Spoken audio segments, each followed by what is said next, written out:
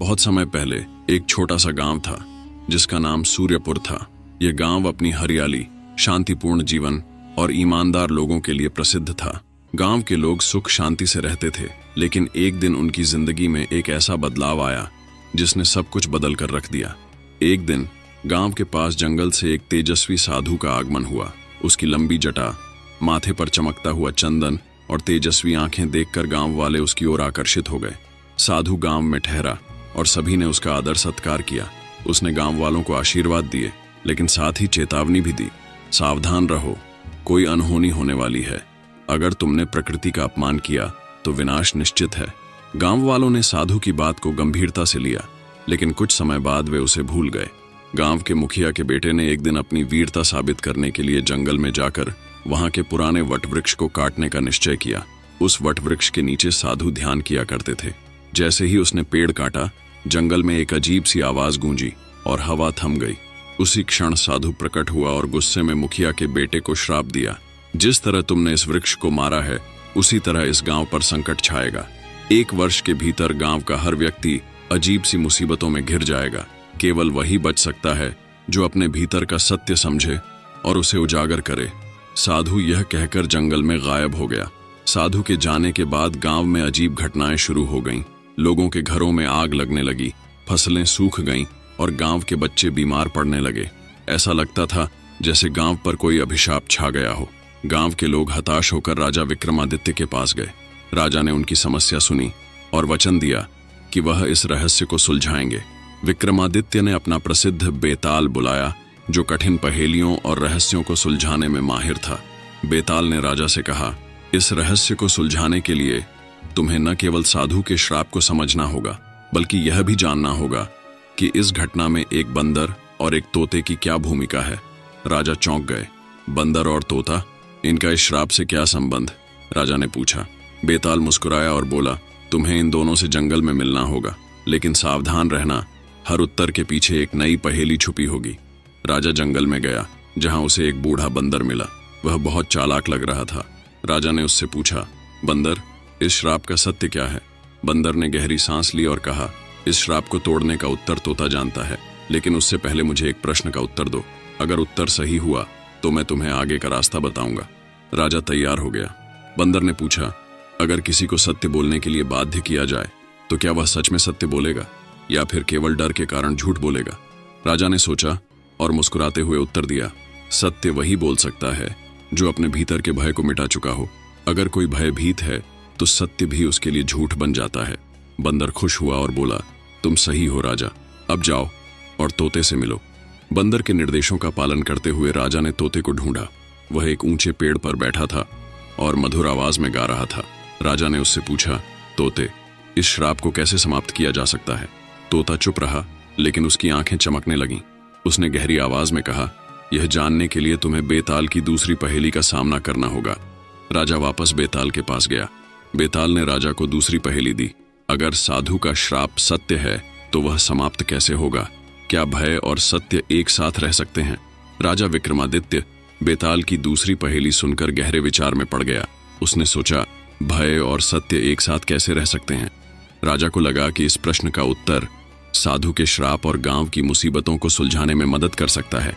राजा ने बेताल से पूछा, क्या इस प्रश्न का उत्तर जंगल के तोते और बंदर से जुड़ा है? बेताल मुस्कुराया और बोला, तुम्हारा मार्गदर्शन सही है, लेकिन याद रखो, सत्य तक पहुंचने के लिए तुम्हें अपने भीतर के भय का सामना करना होगा। राजा ने जंगल में वापस जाने का निश्चय किया। उसने तोते और बंदर को एक साथ बुलाया और उनसे श्राप के समाधान के बारे में पूछा। दोनों ने कहा, सत्य केवल वही जान सकता है जो अपने भीतर के अहंकार को त्याग दे। श्राप का समाधान साधु द्वारा दिए गए संकेतों में छिपा है। राजा ने गांव में जाकर साधु के शब्दों को याद किया, केवल वही बच सकता है जो अपने भीतर का सत्य समझे और उसे उजागर करे। राजा ने गांव वालों से कहा, हमें अपने भीतर झांक कर देखना होगा कि हमने कौन कौन से गलत कार्य किए हैं। यही हमारी मुसीबतों का कारण है। गांव के मुखिया ने अपनी गलती मानी और कहा, हमने अपनी वीरता और अहंकार के कारण साधु के वट वृक्ष को काटा। यह हमारी सबसे बड़ी भूल थी। गांव वालों ने भी स्वीकार किया कि उन्होंने प्रकृति का सम्मान करना छोड़ दिया था। जैसे ही गांव वालों ने अपनी गलती स्वीकार की, बेताल प्रकट हुआ। उसने राजा से कहा, अहंकार को त्यागने का निर्णय अच्छा है, लेकिन क्या केवल क्षमा मांगने से श्राप समाप्त हो जाएगा? बताओ, क्या प्रकृति और साधु को इस अपमान का कोई प्रतिकार नहीं चाहिए? राजा ने उत्तर दिया, क्षमा मांगने के साथ साथ हमें अपने कर्मों से अपने अपराधों का प्रायश्चित भी करना होगा। हमें उस वटवृक्ष को पुनर्जीवित करने की कोशिश करनी चाहिए और भविष्य में प्रकृति का सम्मान करने का वचन लेना चाहिए। राजा ने गांव वालों को साधु का आशीर्वाद वापस पाने के लिए सामूहिक रूप से कार्य करने का निर्देश दिया।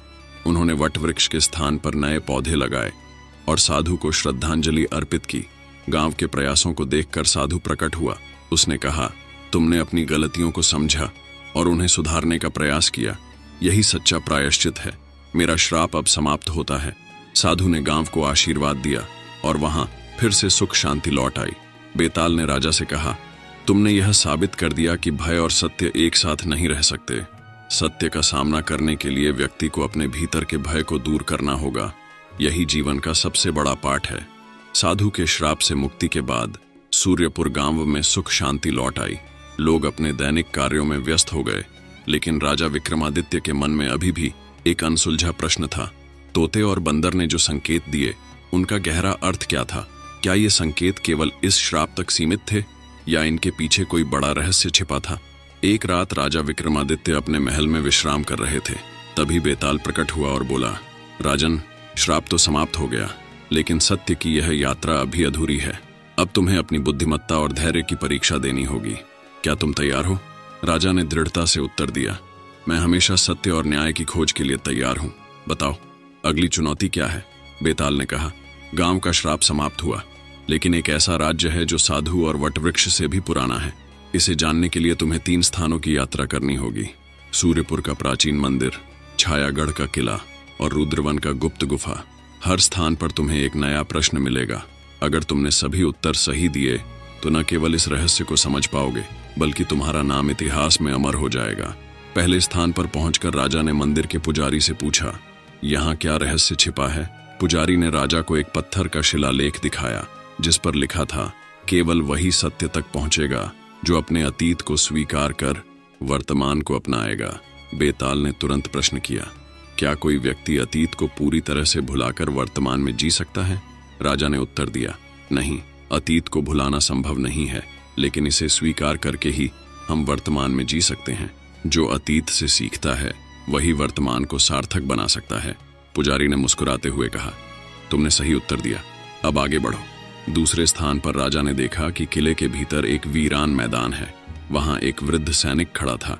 उसने राजा से कहा, इस किले में एक ऐसी तलवार छिपी है जो केवल सच्चे योद्धा को मिलती है, लेकिन पहले यह बताओ, क्या शक्ति और सत्य एक साथ रह सकते हैं?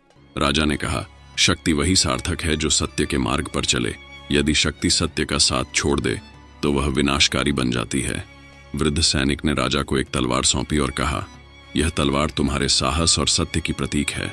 इसे अपने साथ रखो। अब जाओ, तुम्हें अंतिम स्थान पर जाना है। गुफा में घुसते ही राजा को चारों ओर अंधेरा और रहस्यमय वातावरण महसूस हुआ। वहां एक गूंजती हुई आवाज आई, यहाँ तुम्हारे धैर्य की परीक्षा होगी।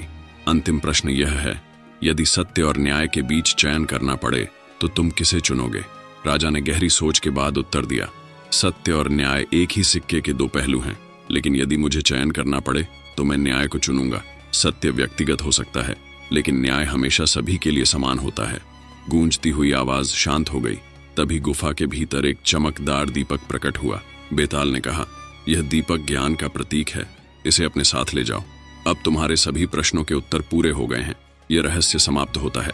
निष्कर्ष, इस यात्रा ने राजा विक्रमादित्य और गांव वालों को यह सिखाया, सत्य का मार्ग कठिन हो सकता है, लेकिन यह हमेशा समाधान की ओर ले जाता है। अतीत से सीखना और वर्तमान में जीना ही जीवन का सार है। शक्ति और सत्य का मेल समाज को समृद्धि और शांति प्रदान करता है। राजा विक्रमादित्य का यह साहसिक कार्य केवल एक कहानी नहीं, बल्कि हर व्यक्ति के लिए एक प्रेरणा बन गया। सत्य और न्याय की इस यात्रा को इतिहास में हमेशा याद किया जाएगा। धन्यवाद।